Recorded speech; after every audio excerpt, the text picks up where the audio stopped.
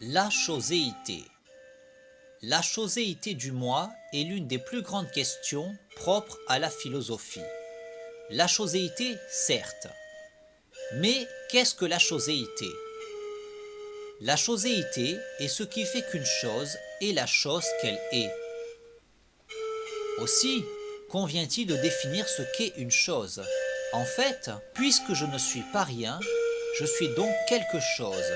Et si je suis quelque chose, c'est que je suis une chose. Et en ce sens, chose ne s'oppose pas à quelqu'un, de sorte que, étant quelqu'un et n'étant donc pas rien, il en ressort que je suis nécessairement quelque chose. Ainsi, je suis quelqu'un et, ce quelqu'un étant nécessairement quelque chose, je suis nécessairement une chose. Comprenons donc que chose est un terme générique caractérisant ce qui n'est pas rien, ce qui est quelque chose, que cette chose soit vivante ou non.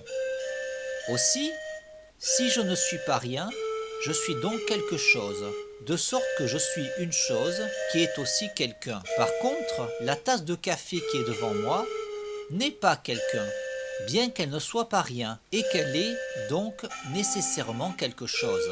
Donc, je suis quelque chose qui est aussi quelqu'un. Et la tasse de café qui est devant moi est une chose qui n'est pas quelqu'un. Ainsi, en tant que philosophe, il se trouve que je m'intéresse aux choses, en général, à toute chose, avec le but ultime d'en déterminer la choséité. Par exemple, lorsque je me penche sur cette chose qu'est la personne, ce qui me permet de la considérer en tant que personne, c'est bien qu'elle jouit de personnalité. La personnalité étant la choséité de cette chose qu'est la personne. Ainsi, si je m'intéresse aux 4 animaux qui se trouvent dans mon appartement, autrement dit, l'hominidé que je suis et les 3 félidés que sont mes chats. Il en ressort que je me trouve forcé de constater que nous avons tous 4 des personnalités bien distinctes, de sorte que je me doive de reconnaître que les 4 choses que nous sommes sont chacune caractérisées par cette choséité qu'est la personnalité, et qu'en conséquence, je ne saurais nier que ces 4 choses sont bel et bien 4 personnes. De même, si je m'intéresse à l'être humain, dois-je en déterminer l'humanité, l'humanité étant la choséité de cette chose qu'est l'humain. Pour faire simple, si on fait un tableau avec une colonne chose et une colonne choséité, quand dans la colonne chose on mettra personne, on inscrira personnalité dans la colonne choséité. De même, si on écrit humain dans la colonne chose, inscrira-t-on humanité dans la colonne choséité. Cependant, si l'on s'intéresse à cette chose qu'est l'humain, en tentant d'en déterminer sa choséité, qu'on appelle humanité, devra-t-on définir cette choséité qu'est l'humanité? Car qu'est-ce qui me permet de définir cette chose que je suis comme humaine? Quelle est donc la choséité de l'humain? Qu'est-ce qui fait donc son humanité?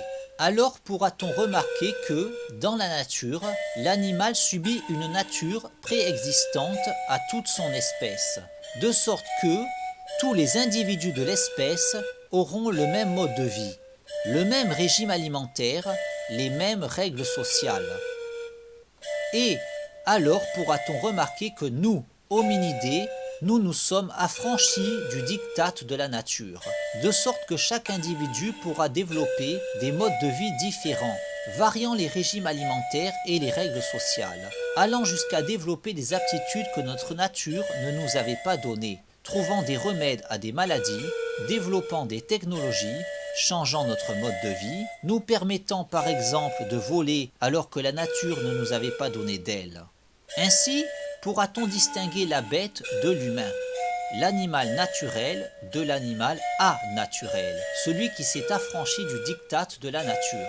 Mais devra-t-on en conséquence reconnaître cette choséité qu'est l'humanité à toute chose s'affranchissant du diktat de la nature, développant une culture, de sorte que d'autres animaux que l'Homo sapiens pourraient mériter le statut d'humain. Mais moi, au bout du compte, qu'est-ce qui définit fondamentalement l'individu que je suis? Qu'est-ce qui définit mon individualité? Qu'est-ce qui fait la choséité de mon moi? Qu'est-ce qui fait que je suis cette chose qui est moi? Car cela ne peut être ma personnalité, qui n'a cessé de changer tout du long de mon existence. Mes pensées, mes goûts, mes convictions, ayant connu des changements des plus radicaux. Cela ne peut être mon corps, puisque les cellules qui le composent n'ont de cesse de mourir pour se voir remplacées par des nouvelles, à tel point que je n'ai plus, aujourd'hui, le corps que j'avais hier.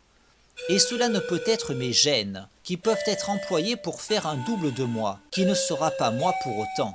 Et mes gènes, qui peuvent être altérés par quelque irradiation ou quelque mutation provoquée expérimentalement, sans pour autant que je cesse d'être moi, de sorte que rien de ce que j'appréhende en moi ne me permet de déterminer ce qui fait que je suis moi, de saisir quelle est la choséité de cette chose qui est moi. Ainsi, lorsque l'on s'interroge sur le moi, est-il malaisé d'en déterminer la choséité ?